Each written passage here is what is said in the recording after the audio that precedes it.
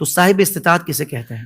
جیسے اس وقت گورنمنٹ کے اندر جو پاکستانی حجاج جو انشاءاللہ حج کی سعادت پائیں گے وہ سم تھنگ 11 لاکھ روپے کے قریب ہے. اچھا ٹھیک ہے.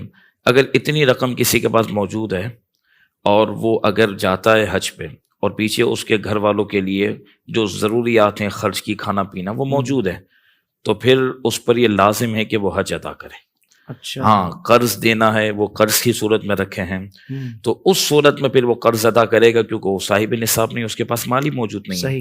لیکن قرض وغیرہ نہیں, کاروبار اپنی جگہ چل رہا ہے اور پھر اگر اس نے پیسے جمع کر لیے ہیں تو لازمی یہ ہے کہ وہ پہلے حج ادا کرے. یہاں پر ایک اور مسئلہ بھی عرض کروں, بعض لوگ کہتے ہیں میں اپنی بیٹی کی شادی کے لیے پیسے جمع کر رہا ہوں, تو یہ بات یہاں پر جائز نہیں. اگر آپ کے پاس 15 لاکھ روپے موجود ہیں, آپ استطاعت رکھتے ہیں, آپ عاقل ہیں, آپ مسلمان ہیں اور آپ ماشاء اللہ صحت و تندرستی والے بھی ہیں, استغفر